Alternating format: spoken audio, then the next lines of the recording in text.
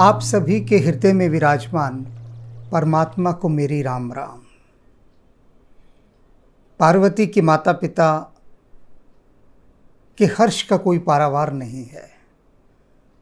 नारद मुनि उनके यहाँ पधारे हैं। आप सोचिए, आपके घर में संतान का जन्म हुआ हो और उसके बाद वहाँ पर कोई दिव्य विभूति पधार जाए तो आप स्वयं को कितना धन्य अनुभव करते हैं। वैसी ही अनुभूति पार्वती के माता पिता हिमवान और मैना को हो रही है। नारी सहित मुन पद सिर नावा, चरण सलिल सब भवन सिंचावा। उन्होंने क्या किया?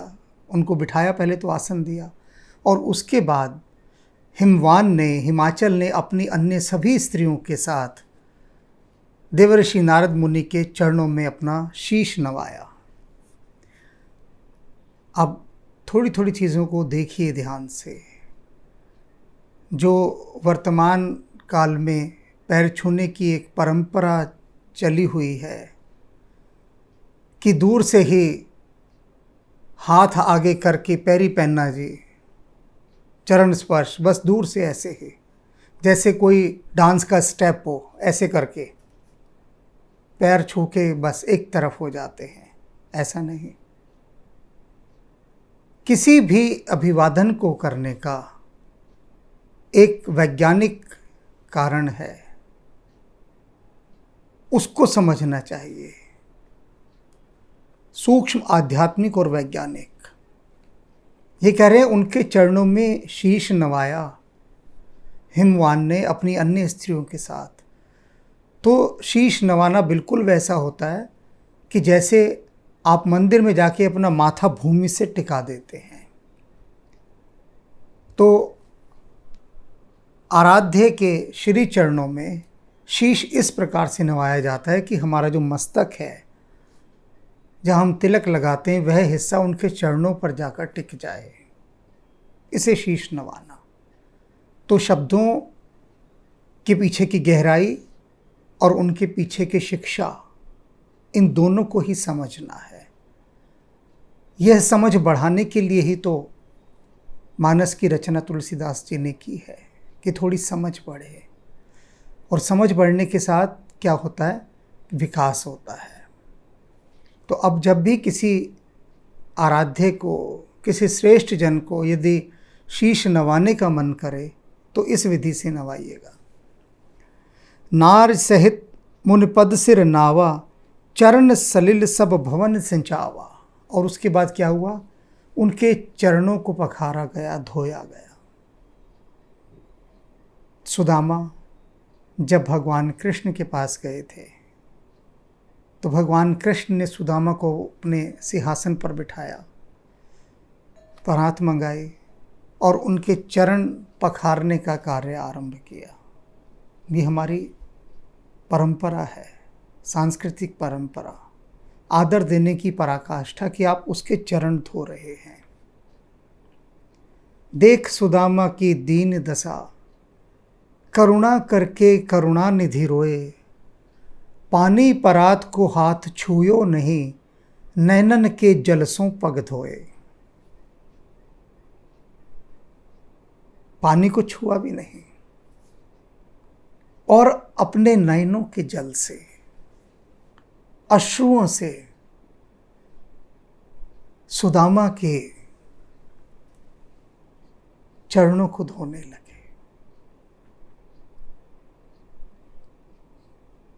पूरा भगवान कृष्ण का जीवन चरित्र पढ़ जाइए पूरा, कहीं से भी उनकी आंखों में आंसू का एक कतरा आपको देखने को नहीं मिलेगा। बड़े से बड़े युद्ध लड़े, हानियां सही, स्वजनों को बिछुड़ते हुए देखा, कहीं कोई आंसू नहीं भगवान कृष्ण की आंखों में। किंतु देख सुदामा की दीन दशा, करुणा करके करुणानिधि रोए, अपने आंसुओं से सुदामा के चरण धो रहे। रुकना पड़ेगा मुझे, नहीं तो कृष्ण का आकर्षण ही खींच कर ले जाएगा। बहुत गहरा आकर्षण है कृष्ण का, इसीलिए बहुत सारे मित्र कह रहे हैं गीता पर कुछ कहें, लिखें, गीता पर भी एपिसोड बनाएं। सरल नहीं है। कृष्ण क्या है? वो तो कृष्ण विवर हैं। कृष्ण विवर जानते हैं किसे कहते हैं? नहीं जानते। अभी अंग्रेजी में बोलूँगा, सब समझ में आ जाएगा। ब्लैक होल, कि वहाँ गए तो गए, फिर लौटना संभव नहीं। राम जी के पास हैं तो थोड़ा बतिया भी रहे हैं, और कृष्ण के पास चले गए तो किसी काम का नहीं छोड़ेंगे वो। तो लौटते हैं यहाँ पर जिस बात को हम कह रहे थे कि चरण को पखारा उन्होंने देवर्षि नारद मुनि के, और बात यहीं तक नहीं रही, उस जल को पूरे भवन में छिड़का। आपने देखा होगा पूजा के बाद जो पंडित जी हैं वो गंगा जल हाथ में लेके पूरे घर में छिड़कते हैं। तो ये जो चरणामृत है कि उनके चरणों से जो पखारने के बाद जो जल हुआ वो अब जल नहीं रहा, वो अमृत बन गया। उस अमृत की बूंदों को पूरे घर में छिड़कवाया। चरण सलिल सब भवन सिंचावा, पूरे भवन को सींच दिया। और इससे भी आगे होता है। चरणामृत है क्या दरअसल? कि वो जो पैर धोने के बाद जो जल होता है गुरु के चरणों का, उसे हम भारतीय पी जाते हैं। जो इस आध्यात्मिक चिंतन को नहीं मानते हुए कहेंगे तो इन्फेक्शन हो जाएगा, आप गुरु के चरणों का जल पी रहे हैं तो ये तो ठीक नहीं है। लेकिन यहाँ किसी को कुछ नहीं होता, सब और स्वस्थ हो जाते हैं गुरु के चरणामृत को पीकर। वो चरणामृत वास्तव में अमृत ही हो जाता है। सरोवर में आप देखते होंगे, सरोवर के जल का पान कर रहे हैं तो जो ज़्यादा बुद्धिजीवी हैं वो कहते हैं कि ये तो पानी ओपन है, खुला हुआ पड़ा है, लोग कितने लोग इसमें नहा रहे हैं और इसी को आप पी रहे हैं। सारा खेल श्रद्धा का है, भीतर की अवस्था का है। तो उसी अवस्था की यहाँ बात कर रहे हैं कि उन्होंने पूरे भवन को सिंचाया। अब निज सौभाग्य बहुत गिर बरना, और अपने सौभाग्य का बहुत वर्णन किया गिरिराज ने, पर्वतराज ने, पार्वती के पिता ने। वो अपने सौभाग्य को सराह सराह के ही नहीं अघा रहे थे, तृप्त ही नहीं हो रहे थे कि मैं कितना सौभाग्यशाली हूँ कि देवर्षि नारद मुनि यहाँ पधारे हैं। वे जो साक्षात श्री हरि के पास जिनका आवागमन है, जो सदैव श्री हरि का नाम स्मरण करते रहते हैं, वे मेरे यहाँ पधारे। तो वे अपने सौभाग्य को बताने में ही, उसका वर्णन करने में ही नहीं अघा रहे हैं। सुता बोल मेली मुख चरना, और उन्होंने पार्वती को देवर्षि नारद के चरणों में लाकर रख दिया कि ये प्रभु पुत्री है। जैसा स्वभावतः होता है, हमारे घर में गुरुजन यदि आ जाएं और हमारे यहाँ संतान का जन्म हुआ हो तो हम संतान को उनके चरणों में ले जाकर रख देते हैं, यानी उनके पास बिठा देते हैं पुत्री को। तो पार्वती को देवर्षि नारद के चरणों के पास बिठा दिया कि बैठ जा बेटी यहाँ। वो बैठ गई वहाँ पर उनके चरणों में। और उसके बाद वे क्या कहते हैं पार्वती के पिता, त्रिकालज्ञ सर्वज्ञ तुम्ह गति सर्वत्र तुम्हार। कहते हैं हे देवर्षि नारद, आप क्या हैं? त्रिकालज्ञ, तीनों कालों में देख सकते हैं, सर्वज्ञ, सब कुछ जानने वाले हैं। तुम्ह गति सर्वत्र तुम्हारे, सब जगह आपकी गति है, ऐसा कोई लोक नहीं, कोई स्थान नहीं जहां आप ना जा सकते हो। सब जगह आपको जाने की अनुमति है, हर जगह आपकी गति है। कोई भी स्थान हो, चाहे राक्षसों का हो चाहे देवताओं का हो, कहीं पर भी आपकी कोई रोक टोक नहीं है, आप सब जगह जा सकते हो, इसलिए आपसे कुछ छिपा भी नहीं है। कहूँ सुता के दोष गुण मुनिवर हृदय विचार। हे मुनिवर, हमारी पुत्री ये पार्वती आपके सामने बैठी है, आपके चरणों में बैठी है, आप सब कुछ जानने वाले हैं, आप कृपया इसके गुण दोषों का वर्णन करें। सीधे सीधे शब्दों में कहें तो वो कह रहे हैं कि इसका भाग्य बताइए कैसा है। हमारी पुत्री आपके श्री चरणों में बैठी है और इसके गुण दोष लक्षण जो भी कुछ हैं, कैसी है, कैसा इसका भविष्य रहेगा, कृपया इस पर आप अपने हृदय के विचार कहें। प्रत्येक माता पिता का होता है स्वाभाविक, पुत्री का जन्म लेते ही जो सबसे पहली एक चिंता सवार होती है वह यह है कि इसका भविष्य कैसा होगा, विशेष रूप से पुत्री की, क्योंकि उसको कैसा पति मिलेगा। पिता के घर में तो निश्चित रूप से वो लाडों में पलती है, परम स्वतंत्र होती है, जो मर्जी आता वह करती है। स्वतंत्रता है ना, खाना बनाया तो बनाया, नहीं बनाया तो नहीं बनाया, माँ बना रही है, पूरी तरह से स्वतंत्रता है। लेकिन जब विवाह के बाद पति के घर जाती है तो वहाँ के अनुशासन में बंध जाती है। घर में उसके लिए कोई अनुशासन नहीं होता, घर में तो उसी का शासन होता है, पुत्री का, उसी का चलता है। तो ये पिता को एक चिंता होती है। स्वाभाविकतः हिमवान को भी हो रही है पार्वती को लिए, तो वे पूछ रहे हैं कि इसका भविष्य बताइए कैसा है। कहमुन बिहस गूढ़ मृदवानी, यहाँ पंक्तियाँ थोड़ी समझने वाली हैं भाई, गहराई आ गई ना, थोड़ी गहराई में थोड़ा संभल कर तैरना पड़ता है। तो कहते हैं मुनि ने जब उनकी बात सुनी हिमाचल की, पर्वतराज की, तो हंसे। बिहसी गूढ़ मृदवानी, जो हंसी थी उनकी बड़ी गूढ़ थी, माने रहस्यात्मक, मिस्टीरियस वे में, जैसे कुछ बहुत गहरी बात वो छुपा रहे हों, और हंसी आ रही है उनको वो देखकर। और मृदुवाणी में क्या बोले, सुता तुम्हारी सकल गुण खाने, जो तुम्हारी पुत्री है ना हिमवान, वो सारे गुणों की खान है। अब देखिए मनोविज्ञान का कितना सुंदर यहाँ पर उदाहरण है कि सबसे पहले नारद मुनि गुणों की चर्चा कर रहे हैं, प्रसन्न कर रहे हैं, आश्वस्त कर रहे हैं, मैना और हिमवान की चिंता को मिटा रहे हैं कि वो पार्वती के गुण दोष पूछ रहे हैं।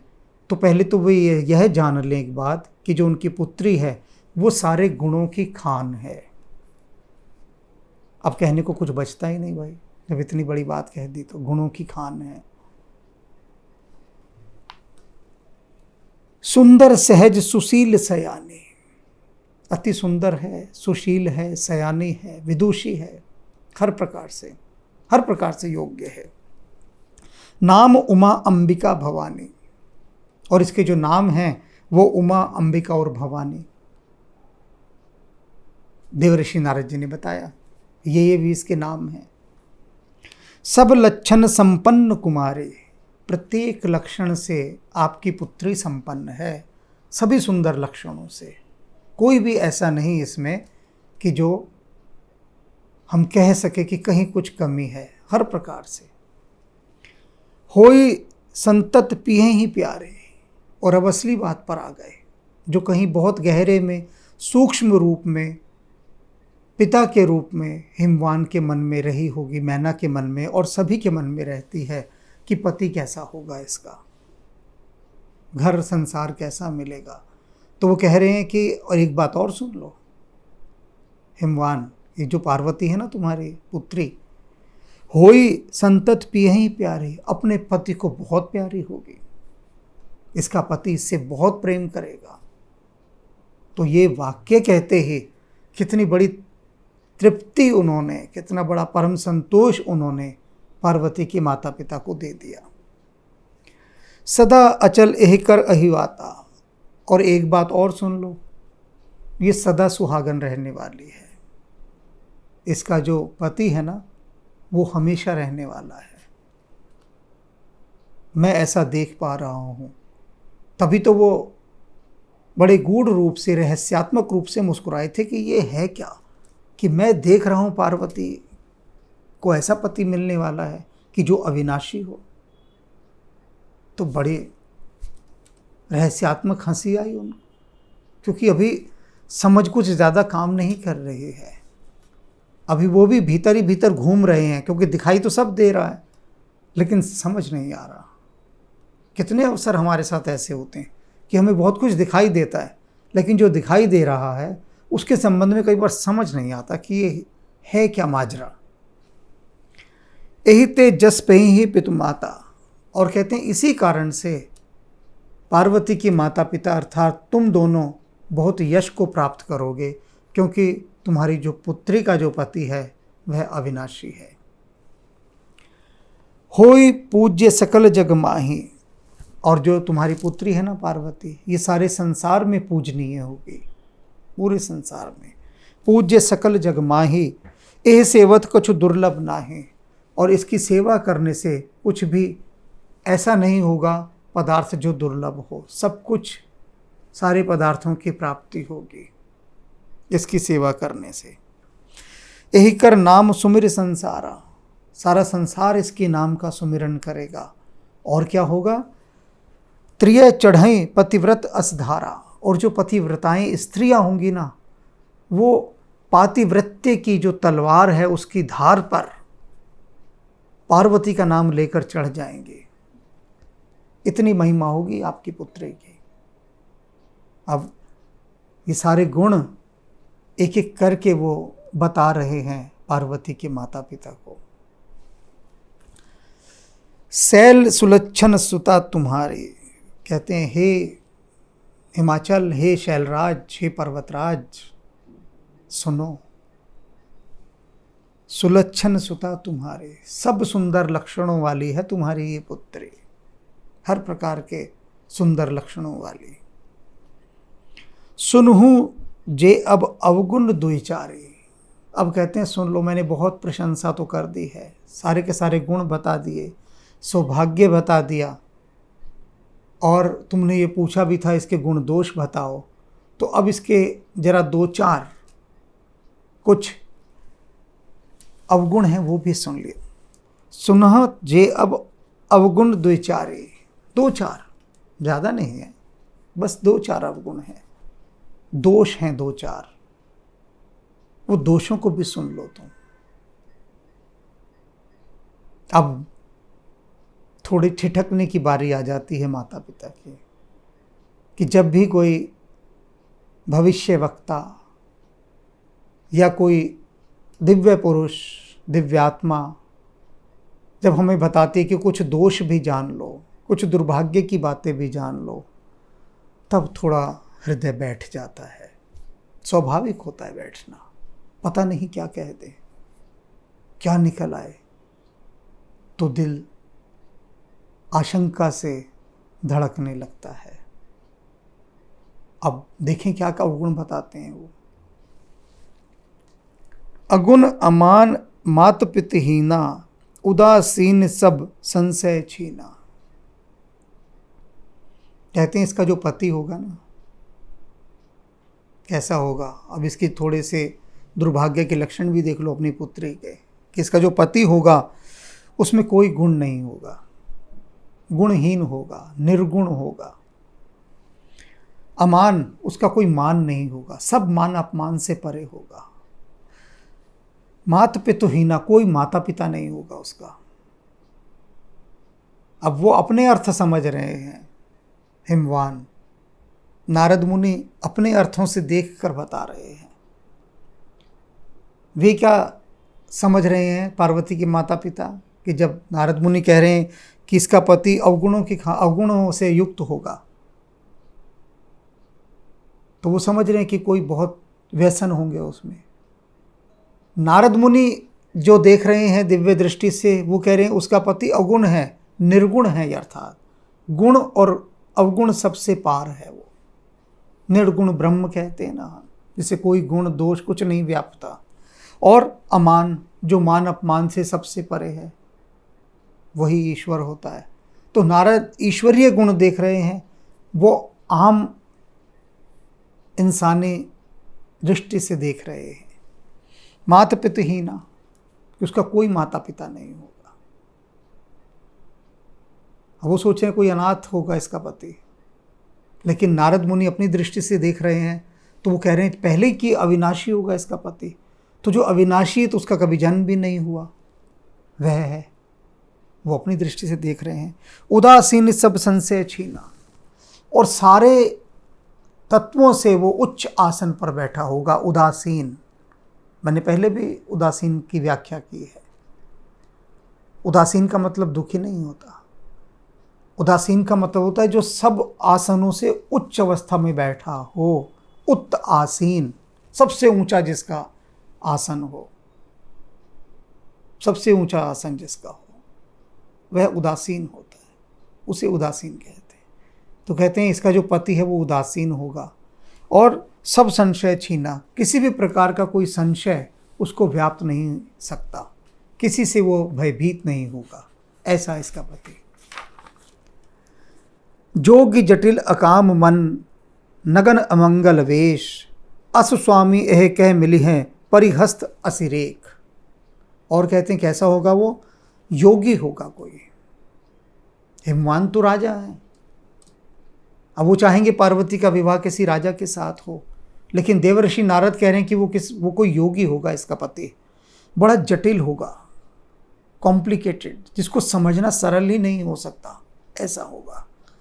अकाम मन, और उसका जो मन है किसी कामना में नहीं फंसा हुआ होगा, निष्काम होगा वो, सभी कामनाओं से रहित, कोई उसकी इच्छा नहीं होगी, कोई आकांक्षा नहीं होगी। और नग्न घूमता होगा वो। लो भाई, बैठ गया दिल पार्वती की माता पिता का कि वे तो सोच रहे हैं राजा महाराजा कोई पार्वती का पति होगा, सुंदर सुंदर अलंकारों और वस्त्रों को धारण किए हुए, और ये कह रहे हैं इसका पति नग्न घूमता होगा। बड़ी लज्जा आती है सुन के तो। और अमंगल वेश, और जो उसकी वेशभूषा होगी, ड्रेसअप समझ लीजिए, वो बड़ा अमंगल होगा, कल्याणकारी नहीं होगा, किसी को अच्छा ही नहीं लगेगा, ऐसा वेश होगा उसका, आपकी पुत्री के पति का। ये दोष बता रहे हैं कि ये इसके साथ दोष लगा हुआ है पार्वती के साथ। इसमें तो कुछ नहीं है, तो हर प्रकार से गुणों की खान है, लेकिन ये एक जो इसका जो होने वाला पति है उसके ये लक्षण मैं बता रहा हूं जो दोष के रूप में आप देख सकते हैं।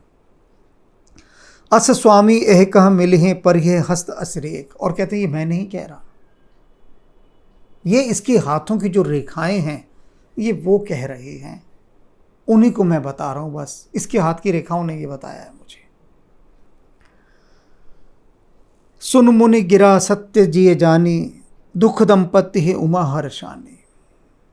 अब कहते हैं कि मुनि की ये बात सुनकर और अपने हृदय में ये बात जानकर कि मुनि कभी असत्य नहीं बोलते, इनकी वाणी कभी मिथ्या सिद्ध नहीं होती, ये बात जिए जानी, दुख दंपत्ति हैं उमा हर्षानी। दोनों दंपत्ति यानी पार्वती की माता पिता दुख से भर गए, बड़े गहरे दुख से कि हाय ऐसा पति मिलेगा हमारी पुत्री को। और उमा हर्षानी, और जो पार्वती है वो मनी मन हर्षित हो उठी, क्योंकि उनको स्मरण हो आया कि मैंने तो हृदय में शिव की ही कामना की है, और ये शिव का ही स्वरूप है जो नारद बता रहे हैं। और पार्वती तो परम हर्षित हो रही हैं भीतर, लेकिन माता पिता दुखी हैं। नारद हूँ यह भेद न जाना, दशा एक समझब बिलगाना। और नारद मुनि इस दशा को समझ नहीं पा रहे कि ये बात सुनकर पार्वती की माता पिता तो बहुत दुख से भर गए हैं, और पार्वती हर्षित है, उसका वे हर्ष देख रहे हैं। एक ही बात का दो भिन्न भिन्न व्यक्तियों पर कितना प्रभाव पड़ रहा है। दशा एक समझब बिलगाना, एक दशा है, एक ही वाक्य है, लेकिन दशा बिलगाना अलग अलग, स्थितियां अलग अलग हो गई हैं। एक ही शब्द को सुनकर बिल्कुल भिन्न भिन्न अवस्था मन की हो गई। माता पिता तो दुखी हो गए और पार्वती हर्षित हो गई। वाक्य एक ही है, क्योंकि एक ही शब्द जीवन में आप देखें, किसी के लिए शुभ का संदेश लाता है और कोई उसी शब्द को सुनकर, उसी वाक्य को सुनकर बहुत दुखी हो जाता है।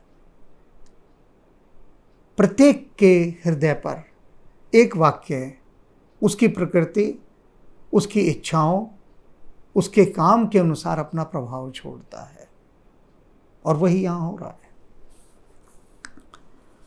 सकल सखी गिरजा गिर मैना, पुलक शरीर भरे जल नैना।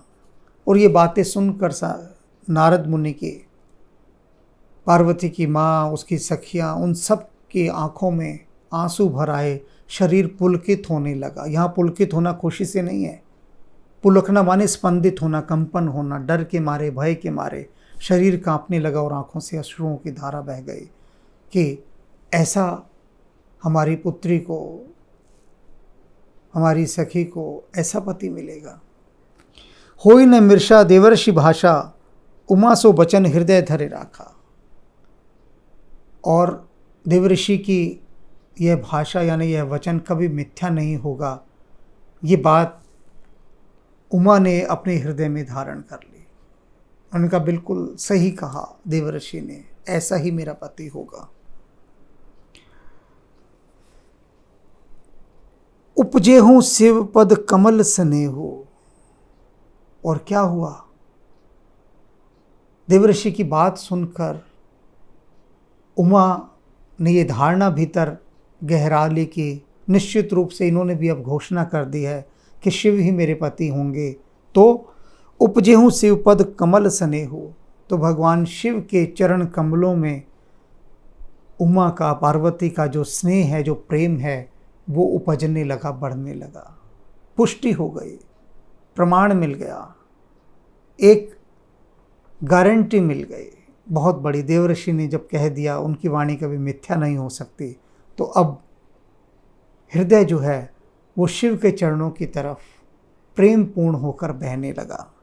लेकिन बहने तो लगा। मिलन कठिन मन भा संदेहो, मन गहरे संदेह से भर गया कि देवर्षि ने कह तो दिया,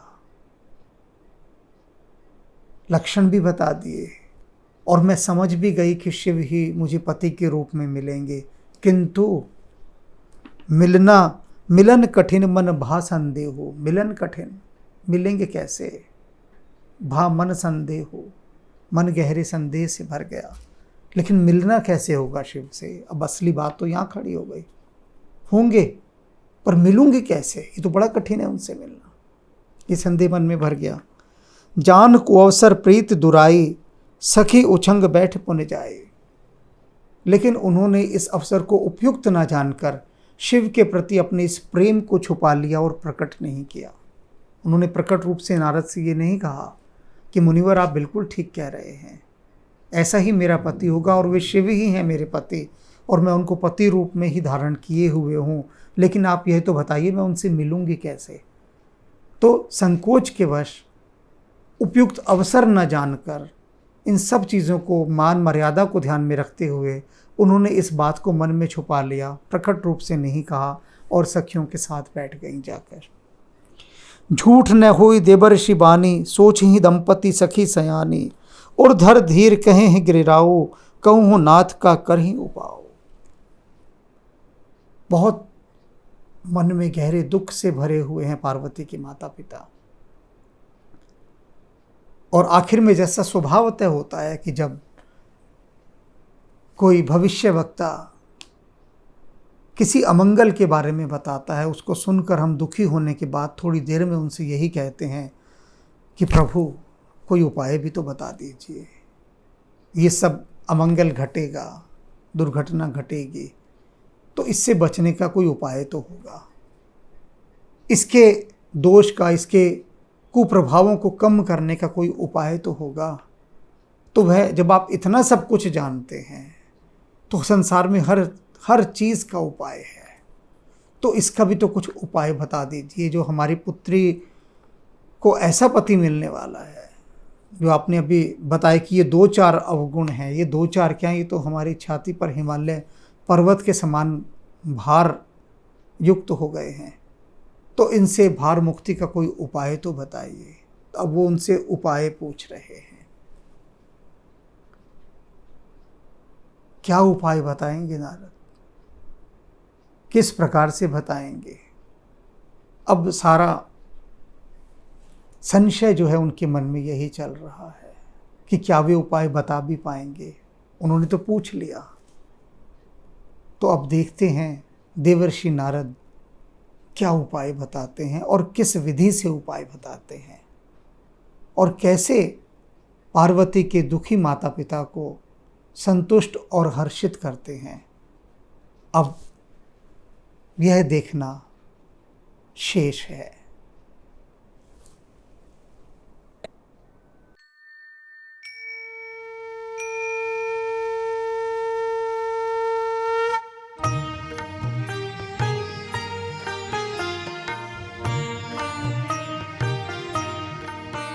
जय जय कपिनायक निज सुखदायक शंकर स्वयं अनूपा। जय भक्ति विकासक दुर्गुण नाशक सच्चिदानंद स्वरूपा। जय पवन कुमारा परम उदारा केसरी कुंवर स्वरूपा। जय अंजनी नंदन सुर मुनि रंजन दुख भंजन सुख रूपा। दुख भंजन सुख रूपा।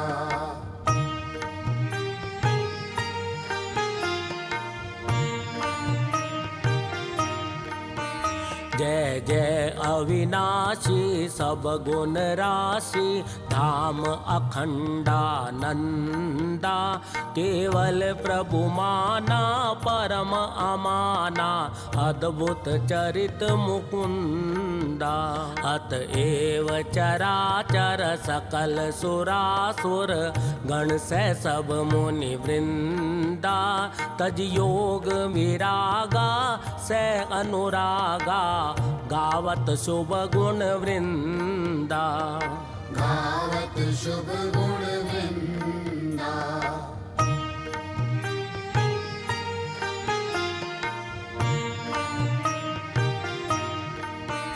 जय उदधि उल्लंघक सिय दुख भंजक अक्षय शय हनुमंता।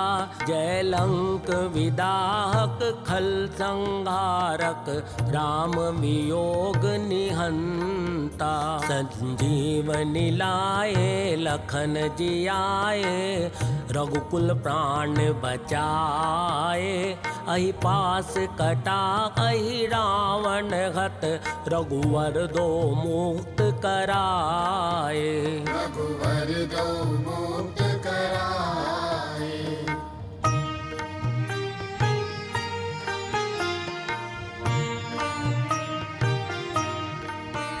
सनकादित सारद शेष विशारद तब बल को नहीं जाना। तो ही भक्त प्यारे शास्त्र पुकारे द्रवौ सो श्री हनुमाना। त्रेता द्वापर कलि सतभूषाशक सब सुख राशि अनंता। महाकाल स्वरूपा अखत अनूपा गोजन पालक संता। भोजन पालक संता।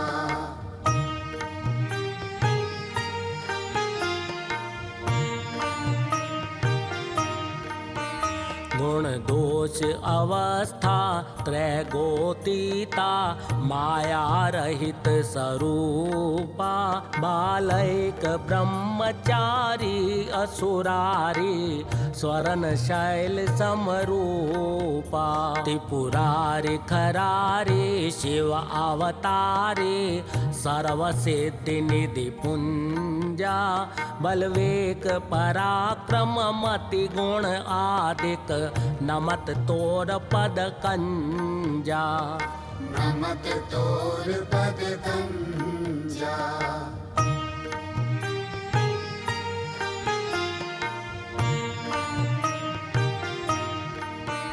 जय पूरन कामा परम ललामा गावई सब श्रुति संता करुणा वरुणालय भक्त जनाश्रय शुभ प्रेरक जग कंता त्रैताप भयानक दुख विनाशक सर्व विकार निहंता मम गुरु पितु माता भवनिधि त्राता द्रवहु वरद हनुमंता द्रवहु वरद हनुमंता।